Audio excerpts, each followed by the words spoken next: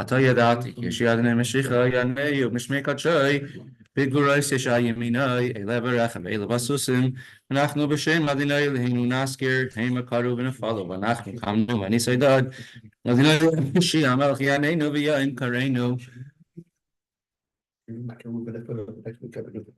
Hallelujah, hallelujah, b'katshai, hallelujah, b'kiyah uzai, hallelujah, b'kvaraysav, hallelujah, karev gudlai, hallelujah, b'seka shofar, hallelujah, b'nevel v'chinor, hallelujah, b'sefer machal, hallelujah, b'minig zulgav, hallelujah, b'silslei shama, hallelujah, b'silslei seruah, karlan shama, hallelujah, hallelujah.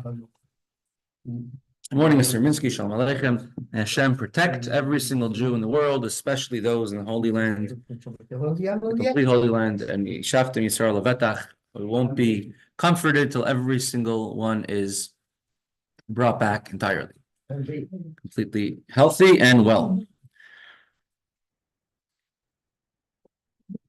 Okay, so we have today Reb Shmuel.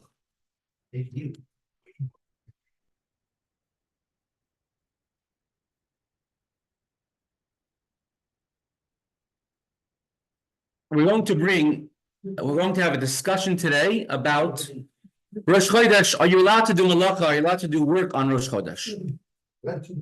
Yeah, we put it. Right. The very last thing we learned in the Gemara was we brought a final, definitive proof. How many people are called to the Torah on a fast day? And how many is that? 3. 3 people are called to the Torah on a fast day.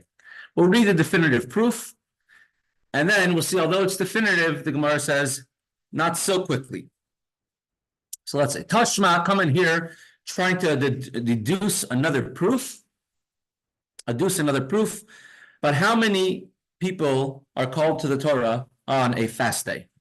Is it 3? Is it 4? Is it 5? The Gemara will answer the question. Zeh klal, and it brings a proof, not from a Mishnah, from a Brisa. Sometimes we don't bring from the final answer right away because the Gemara Bavli goes on journeys. It's not always about the destination to get the answer, but to find out different halachas and different things on the way, which we've learned a lot about Rav when he went to Bavel, etc.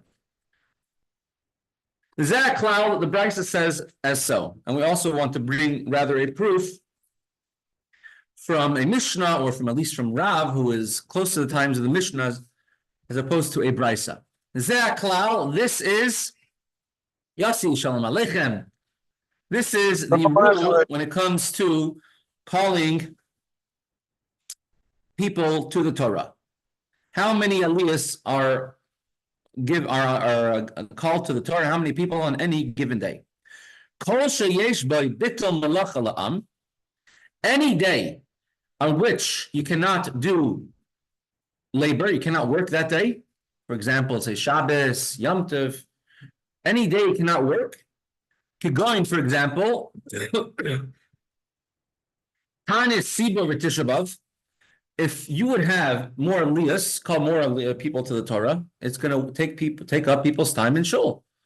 People have to get to work. So therefore, they want to shorten not shorten the davening, but don't prolong the davening unnecessarily. So if you call another person to the Torah, you might have to add more psukim, you have to make a bracha before and a blessing after. It takes up more time. And the Chachamim, our sages, were very correct, considerate of people's times and of people's, not everyone has the ability that people have to get to work. Many times you have to work during the daylight hours. Every hour of daylight was extremely precious. So a day where an extra aliyah, if you're keeping them in shul longer for another aliyah, would take them away from working. So then you only have 3 aliyahs, the minimum. And he gives examples. A fast day. On a fast day, let's say Tanis Esther, or the 10th of Teves, 17th of Tammuz, all these different fast days, you're allowed to do malach, you're allowed to do work. And therefore, you only have 3 people called to the Torah. The Tisha B'Av and the 9th of Av. I mean, the exceptions, as we learned in Mesechta Tainis, is the fast days for rain the more advanced fast days. We said there was a series of 3, and another series of 3. And then later on, it became more intense, a series of 7 fasts, and then another series of 7 fasts. If rain did not come in Eretz Yisrael and the lands around it, which need rain during the rainy season. So those fast days are days where you cannot do malacha and you're not allowed to work. Tisha B'Av, the 9th of Av, is a fast day where it depends on the minhag, depends on the custom of the place, if you do malacha or not. Some places have a custom that they could work on Tisha B'Av. Some places have a custom, and this is the predominant custom today, definitely among Ashkenazim, I'm assuming among Sephardim as well, that we don't go to work on Tisha B'Av. We don't, on that day, definitely the first half of the day, and if you need something urgently, only in the second half of the day, because we are mourning for the destruction of the Beis HaMikdash, and that in the second half of the day, it's not as stringent as the first half. Something very necessary could be done in the second half, but it's a minhag, it's a custom. And minhag din, from the original law, you are allowed to do malacha, to do work, and the category of malacha of a strenuous labor, going to paint your house, going to schlep bricks from one place to the next, that we don't do on Tisha B'Av, unless, if it's an exception, then you can ask your local rabbi. There are some communities which Tisha B'Av afternoon, they would start cleaning their house, painting it as a preparation for Mashiach, primarily Italian communities. So in these days, Koren Shloisha, they read 3 times. They have 3 people called to the Torah. We don't want to stretch out the Torah reading more than necessary. However, on a day where if you make davening a little bit longer, you add an extra aliyah and it makes it a little bit longer, it would not deprive people of work, of labor, because it's a day which at any rate you are not allowed to work. So if you're not working it anyways, you're not rushing out of shul, so an extra few minutes for another aliyah is not such a big deal. To go in Rosh Chodeshim, and the examples that are given here in this brisa is the Rosh Chodesh, the first of the month. It's considered less of a work day because women do not do malacha, do not work, abstain from working on that day. So if you come home and it's Rosh Chodesh and your wife wants to do laundry on your Rosh Chodesh, you have to run and say, please let me do it for you. And if she wants to mop the floor, you say, please let me sweep and mop the floor for you. For you, it's a holiday today. So Rosh Chodesh, the first of the month, where the women don't do malacha, and the Ritva says that even the men will not do malacha as well. We'll examine what that means exactly, why the men did not work, and when did that happen. But on the first of the month, it's a day where we don't do malacha, where there's at least minimizing malacha, minimizing the amount of labor, manual labor to do.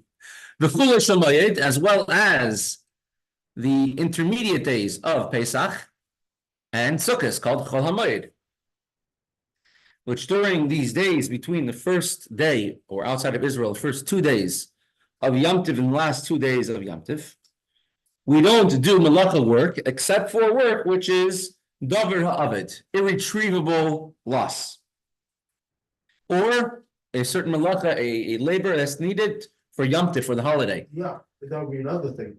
Correct. So you shouldn't shecht an animal. If you need it for a holiday, you could do it. It would also mean that you go to Berev and kosher, get good food for you. Go shopping for Yom Tov, that's allowed always. Even on Tisha B'Av, you can go shopping for after the fast as well. That's a need for after the fast, correct. On Chol HaMoed and on Rosh Chodesh, where their people are not working at least as much as on a regular weekday, and only more extenuating circumstances, so people are not rushing out of shul as much. Koren Daled, so then you call 4 people to the Torah.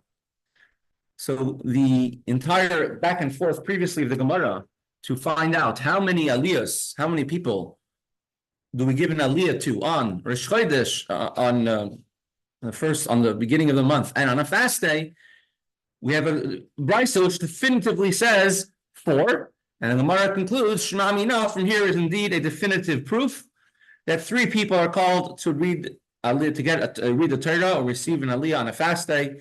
This is explicitly stated in the brisa.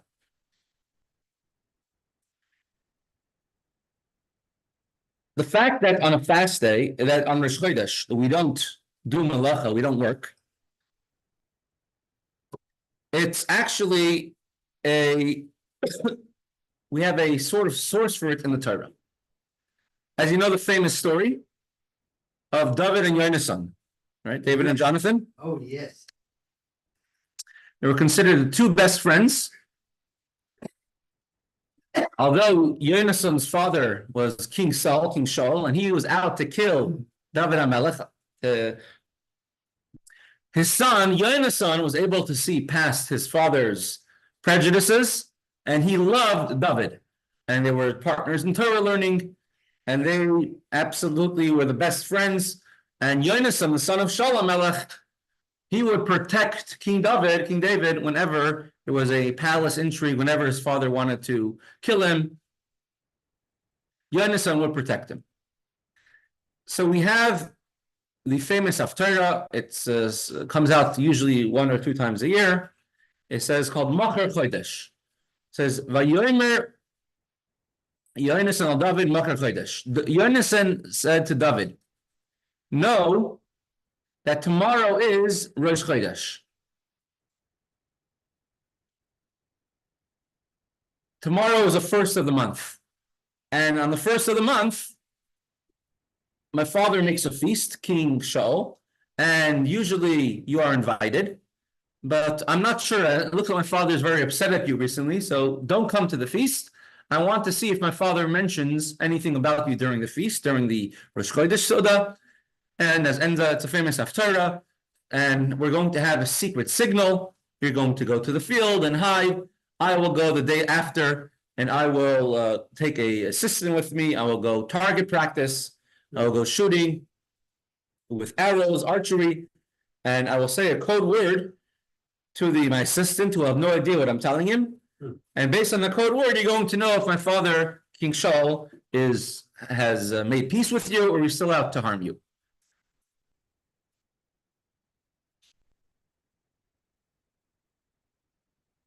So this is the famous Haftarah Machar Chodesh. And Yonasan said to Shaul, tomorrow is a new moon.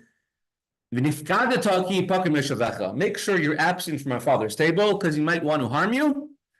And it's going to be noticeable that you're absent. You, as such a great person, son-in-law to the king, or to be the son-in-law, famous general of Shaul. And your seat will be vacant. It will be recognizable. For 3 days, hide yourself very well. And go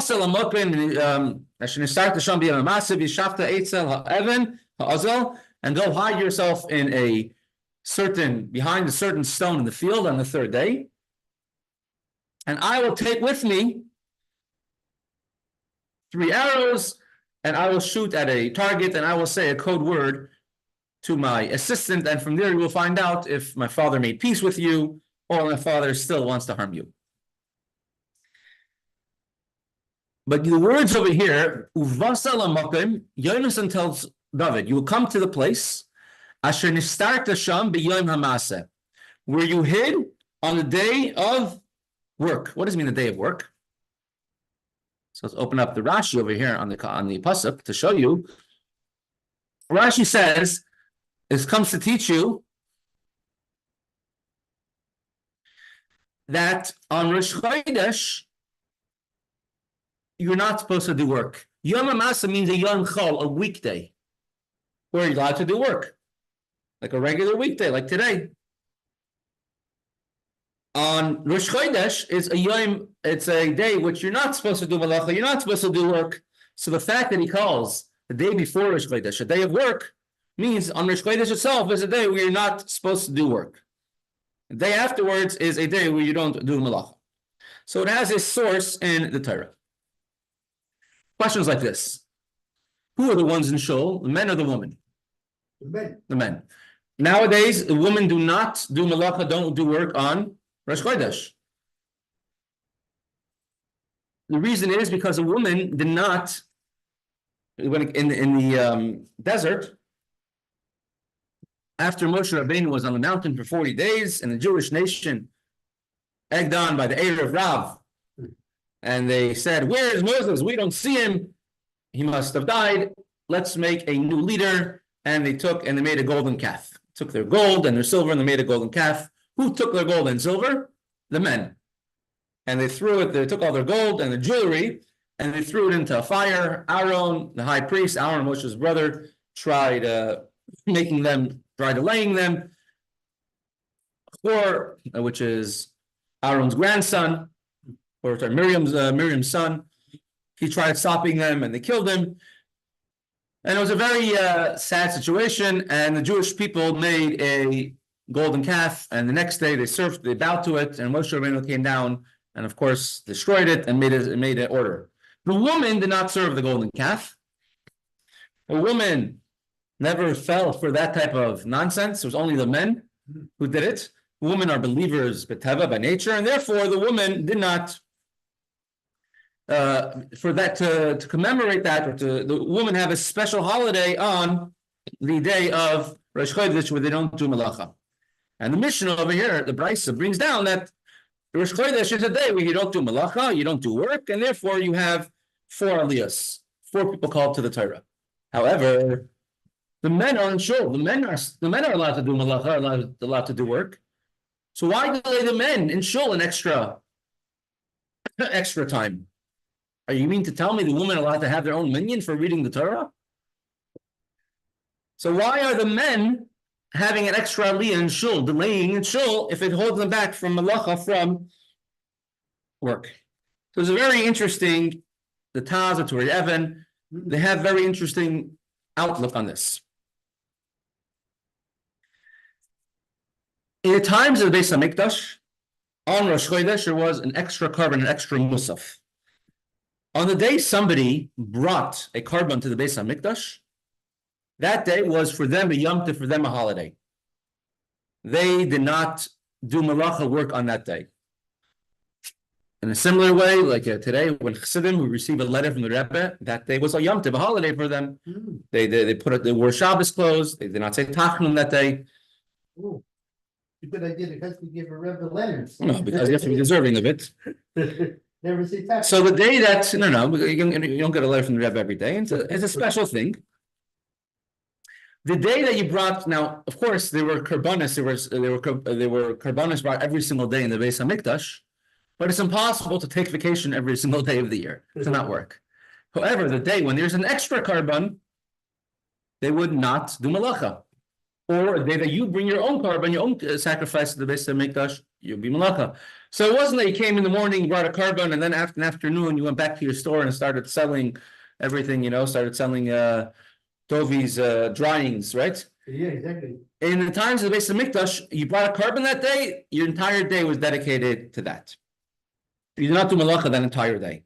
So on Rosh Chodesh, during the times of the Beis HaMikdash, it was a national holiday where people generally did not do malacha work, unless work that you're allowed to do on Chol Hamoed, work of things which would be lost, things might spoil. If you leave things, your flax soaking too long in the water, it's going to not be able to be made into linen.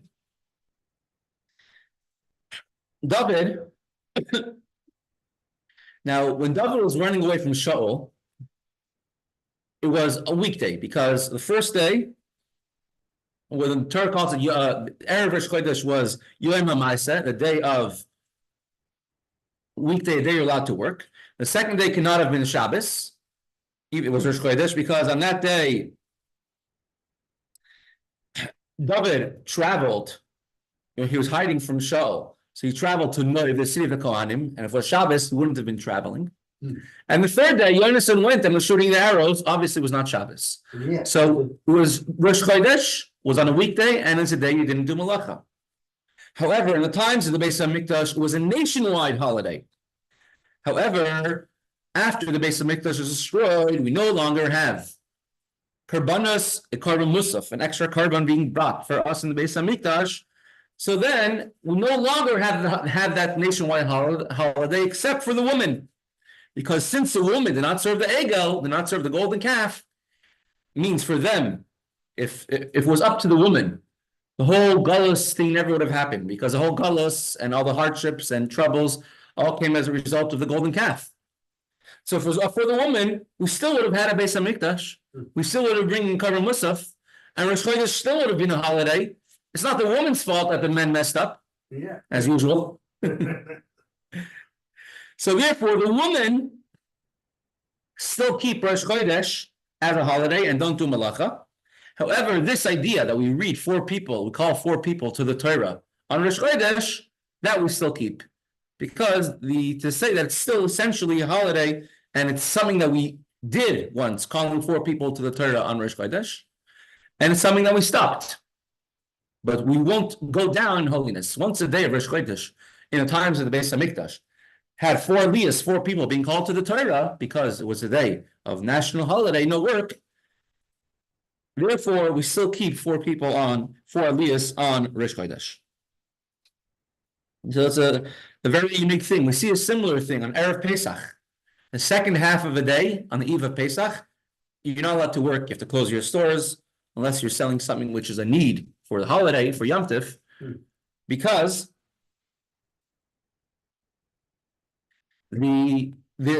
after midday on Pesach, every single Jewish person has an obligation to bring a korban, to bring a sacrifice called the Korban Pesach. And therefore, after midday on Pesach, the halacha is still today is also forbidden to do any malacha, any work. Rosh Chodesh is more often, it's not once a year, it's every single month, 12 or 13 times a year. So therefore, they didn't reinstitute the prohibition of asiyas malacha, of doing work. You're allowed to work on Rosh Chodesh, but women still have a special Yom Tiv for Rosh Chodesh. But there's one issue, Rosh Chodesh, which you're not allowed to work, and that's Rosh Hashanah. Rosh Chodesh Tishrei, correct. That is where even us, we do not work, and we actually have 5 aliyahs on that day. Unless it's on Shabbos, and then you have 7 aliyahs.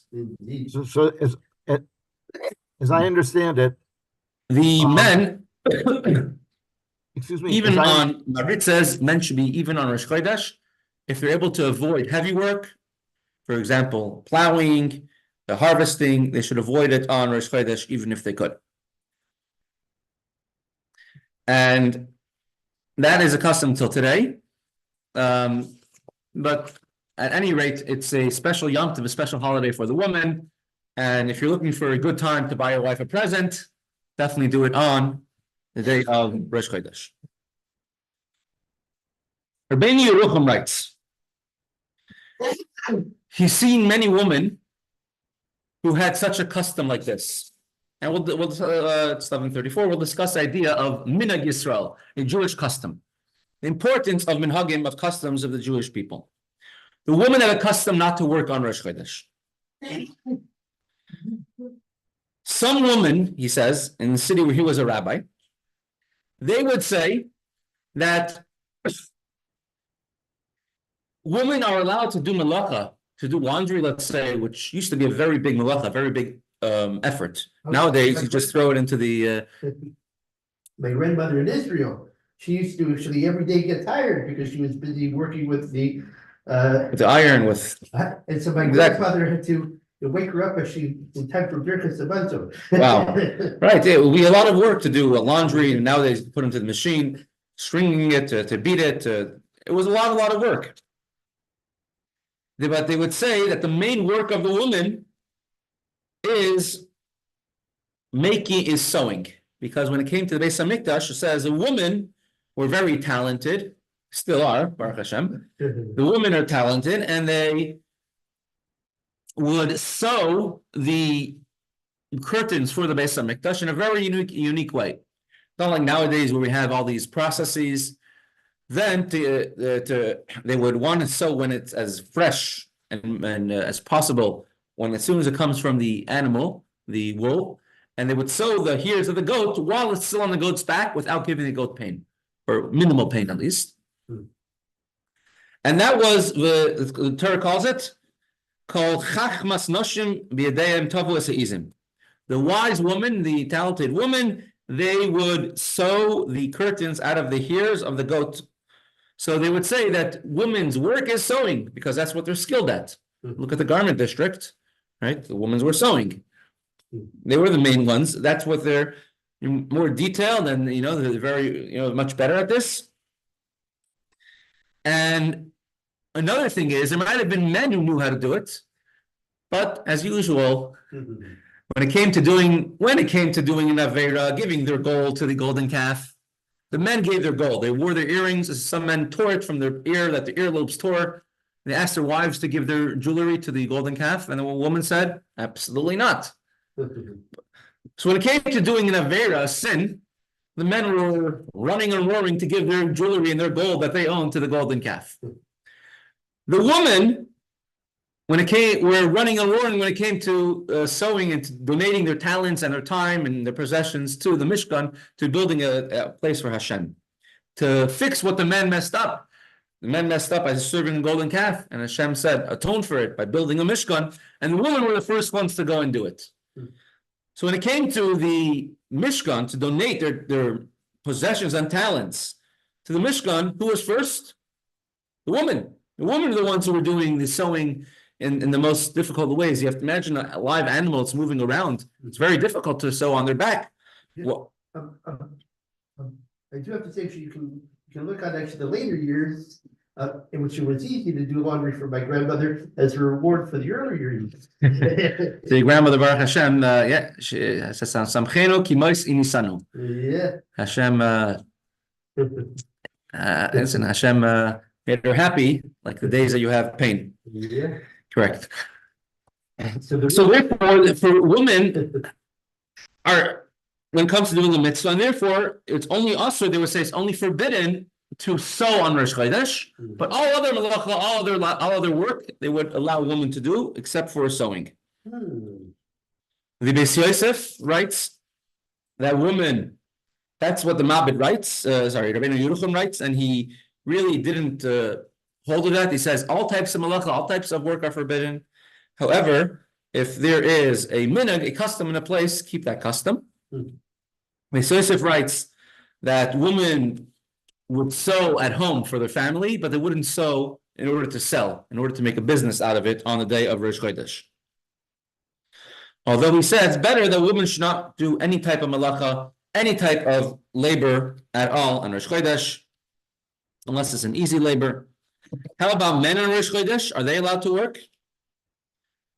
So nowadays we say there's no korban, there's no sacrifice in the Beis Hamikdash. Min hadin, there's many shittas, many discussion about this. Ben Ish Chai writes that better not to do malacha if they could help it on Rosh Chodesh, if they could push it off.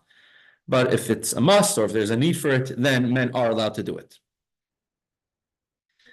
And don't say, yeah, I'm going to give my wife extra work after Rosh Chodesh because I don't want to work on Rosh Chodesh. Better you do it on Rosh Chodesh. We have to make up for the fact we did for the Egel, giving all of our gold and silver to the Egel. Now, a minhag, a custom, is very, very important. As a matter of fact, write down and Isfarim, if you turn around the letters of the word minhag, custom, you're going to get the word Yehenim, which means purgatory. If you don't listen to a minhag, don't listen to the custom of a place, you could come to very not good things. It's one of the reasons why the Alter Rebbe, Nusach Chabad, we have a different order of the 4 questions. The first question we ask is about a minhag, a custom, showing how important minhagim, how important customs are. There's a Gemara, Mesechta Menachos. Let me just bring it up on the screen. Lamed Beis Amud Aleph. Menachos 32a. The Rav had a custom, right? Talking about different minhagim, that you must follow the established custom. Amar Rav. One must observe established customs. Even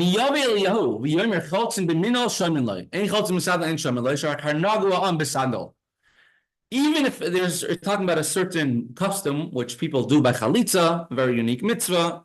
Do you use a sandal or could you use a shoe? Nowadays for chalitza, went through this once. We have a certain sandal. But even if Elijah the prophet comes and tells you not to do according to the custom, according to the minhag, you don't listen to Eliyahu. Imagine someone coming from the higher worlds, heavenly worlds, to come and tell you to do like this. If there is a minhag, if there's a Jewish custom, we have an open Gemara which says that you follow a minhag, follow the custom. Cannot change your custom. When many people became Chabad, if they came from the Chassidus, which wore shtreimel, the Rebbe would tell them, continue wearing your shtreimel. We only put on a gartel by when we get married. Other Chassidus do it when they're bar mitzvah. There's a boy, a bacher, a yeshiva student who joined from yeshiva where they're putting on a gartel.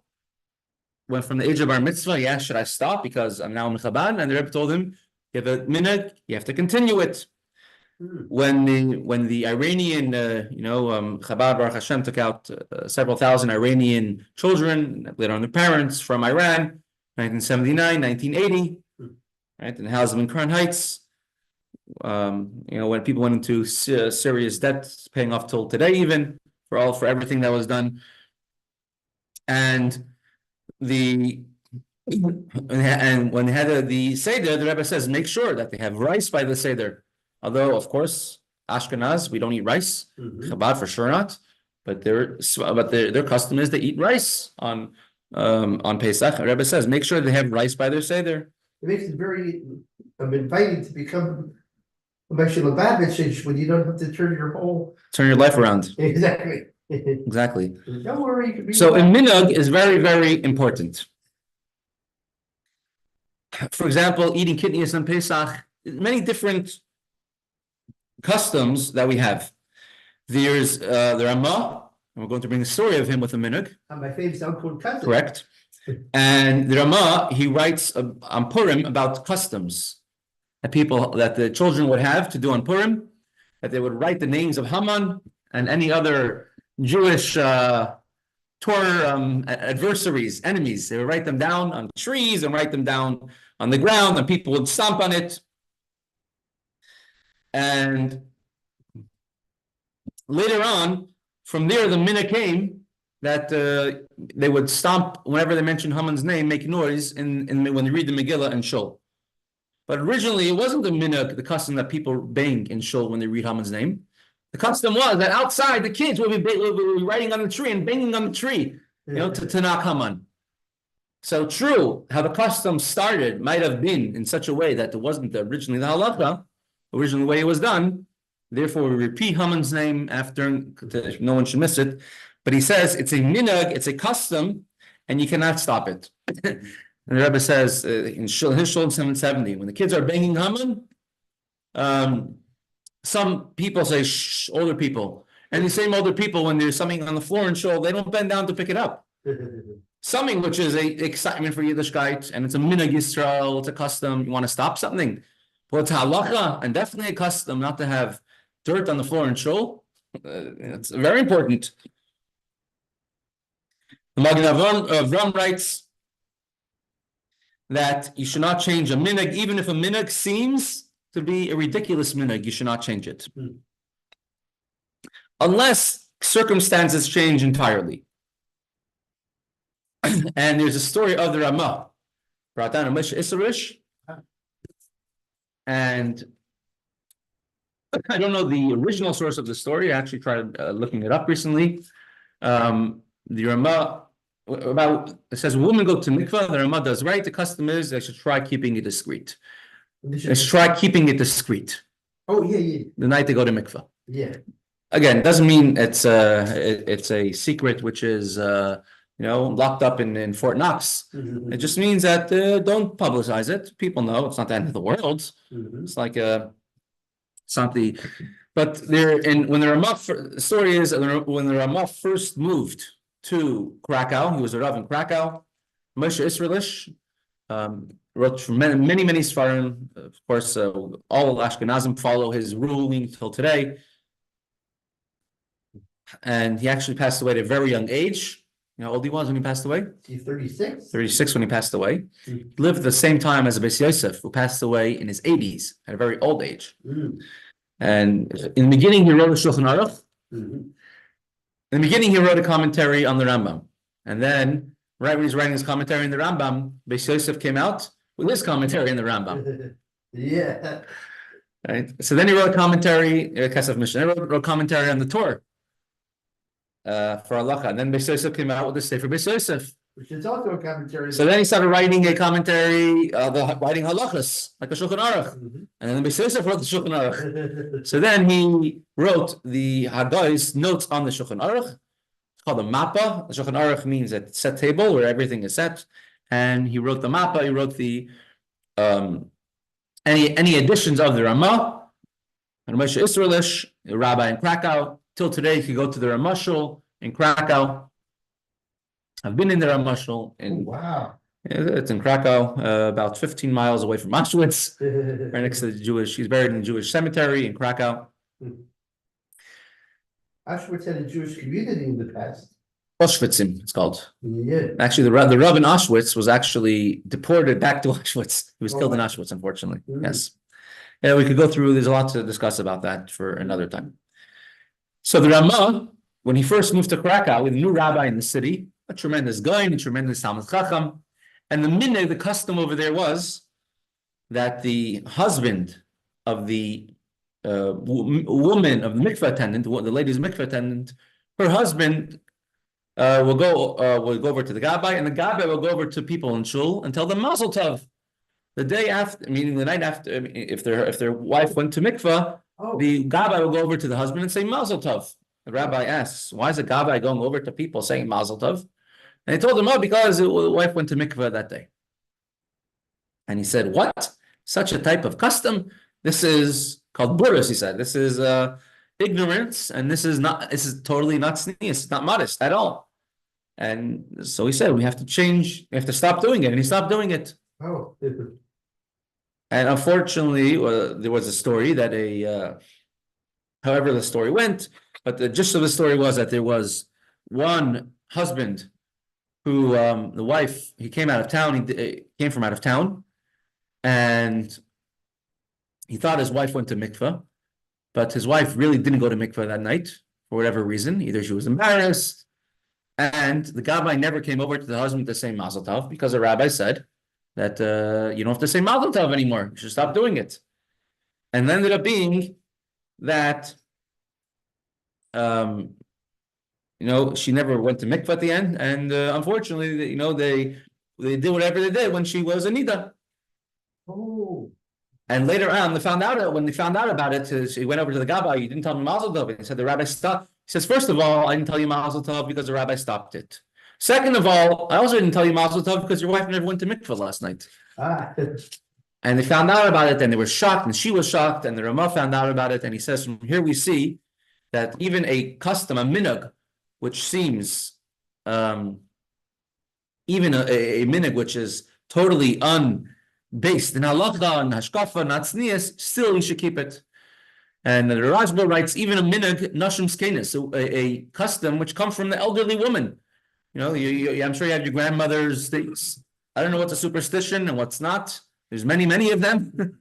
But you have actually different things. There's many different things. Everyone has their own examples. I remember reading actually that you have certain things as far as conference where really, according to the strict halacha, it should be allowed. The only thing is that because women were strict in their kitchens, Correct. So it became actually that if we're going to be stricter, that's it. Right. So exactly. So for a woman have a certain custom, even if it's the elderly woman, or in the olden days were not learned at all, still you cannot depart from a minhag, from a custom of the Jewish people.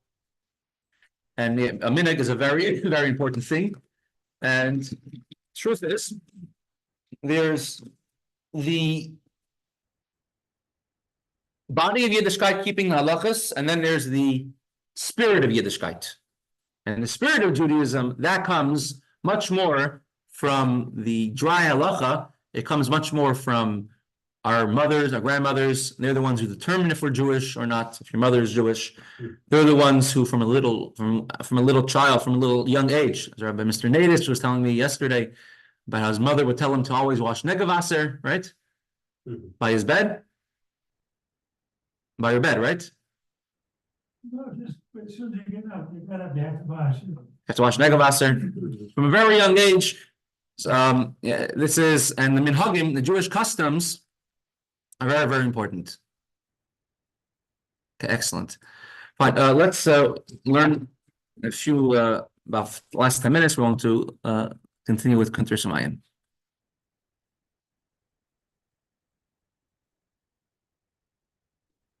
Let me just see which one it is.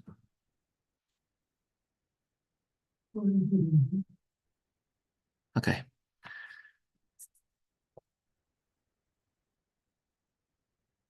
Oh. We're holding in middle of Perek Beis, chapter 2, Maamar 27, second to last chapter, discussing the idea of Chachma. Chachma is wisdom, but we said more than that, it's the desire for wisdom, the desire to know, the desire to get out of yourself. And the word Chachma has inside it, it's made up of the words, here, Koyach Ma. Koyach Ma, the ability, Chachma is Ches, Chaf, Mem, Hey, and you respell it to Koyach, the power, Ma, to ask what? Meaning the ability to be humble. A real wise person is humble, listens to whatever anyone else has to say. If someone is not so wise, unsure, then they can't handle if anybody else is the one talking, can't handle if anybody else is listening. But the Chacham is always able to listen to everything, something that someone else says. He's curious to know. Rabbeinu Nishmasei Eden. Beer, the Alter Rebbe, whenever our Rebbe would say the Rebbe Nishmasei Eden, the Rebbe whose Neshama is in Eden, he would be referring to the fifth Rebbe, the Rebbe Rashab, the author of Kuntres Umayyon. Whenever the Rebbe Rashab would say the Rebbe Nishmasei Eden, the Rebbe whose soul is in Gan Eden, he would be referring to the Alter Rebbe, the first Rebbe of Chabad, the one who wrote the Tanya. And it says in Tanya, chapters 18 and 19, Chachma, he says in chapter 19, is like a fire, just like a fire always goes upwards, no matter what direction you do it, because the source of the energy of the fire or the gas is in the orbit above the world, going back to its source. Fire doesn't, now seemingly, it doesn't make any sense. A fire should want to exist, should want to be around, should want to be important. In this world, it's important. When it's on a candle, it gives light to people. If the fire leaves its wick, and let's say there's no more fuel, and there's no more, right? There's no more fuel, there's no more candle, there's no more wick. Now the fire disappears, right? And all the energy dissipates, goes back up to its source, to its orbit. It stops existing. Can't find that flame in its original source. So why does a fire want to leave a place where it's so important and always go to its source where it's going to stop existing? That makes sense. It's l'mayla mitam v'das. It's above Alter Rebbe, as it says in Tanya chapter 19. It represents a part of the neshama of the soul, which is above understanding, above reason, above intellect, which is important for every single person to, of course, have this aspect of their life turned on all the time. The fire, the burner has to be turned on. It shouldn't let us cool down. And from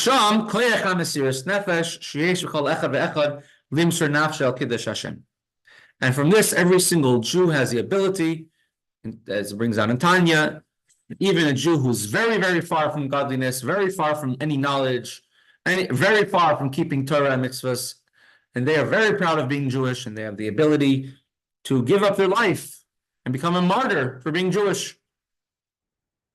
from this power in their soul, which Alter Rebbe calls a chachma, which is above rationality. So wise doesn't mean that you understand. On the contrary, it means that you don't understand. Bina is understanding. That's chabad, the base. Wisdom is ches. That's above understanding. Maybe al zeh pasuk pesi yamin chal davar. And in Mishlei, in Proverbs from David HaMelech, from Shalom HaMelech, King Solomon, the wisest of all men, and everything there is mishalim, allegories, and he writes, Pesi, a fool believes everything. And it says, you know what the Pesi is? You know the fool which believes everything that's going on? Obviously, a fool means somebody who's gullible. But on a deeper level, it's actually going, it says, this is Moshe Rabbeinu, Moses. He's the Pesi, the fool, which believes everything. Why would Shlomo HaMelech, why would King Solomon call Moshe Rabbeinu, Moses, the greatest of all prophets, the greatest of all Torah scholars of any time, call him a Pesi, a fool, who believes everything? Because Moshe Rabbeinu, in his level in Sfiros, was Chachma. He was the ultimate and epitome of the level of Chachma, of the world of Atzilus.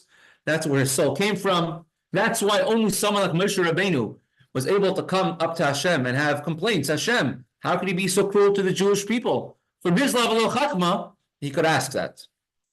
Moshe Rabbeinu was so nullified and battled to Hashem, he didn't have to eat and drink for 40 days, 3 times in a row when he's on Har Sinai, because he's so nullified to Hashem.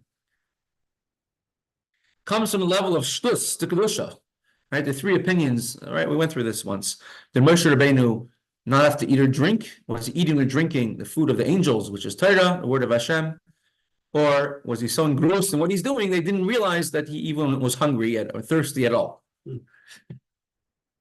And so on 3 different times he's on the mountain, based on the 3 different time levels the Jewish people were at that time. Tzaddik, they're holy, if they were Baal Tshuva, or if they were sinners at that time, depending how the Jewish nation was during those times. So Moshe Rabbeinu was the one who believes everything, meaning since he's ultimate Chachma, he's the one open to the most ideas. And therefore, only someone like Moshe Rabbeinu is able to understand godliness and understand the Torah the way it is in heaven, because he doesn't have any preconceived notions of a human being, because he is the most bato, the most nullified, and the most humble, and the most open to anything. So therefore, he's able to understand kol davar, anything.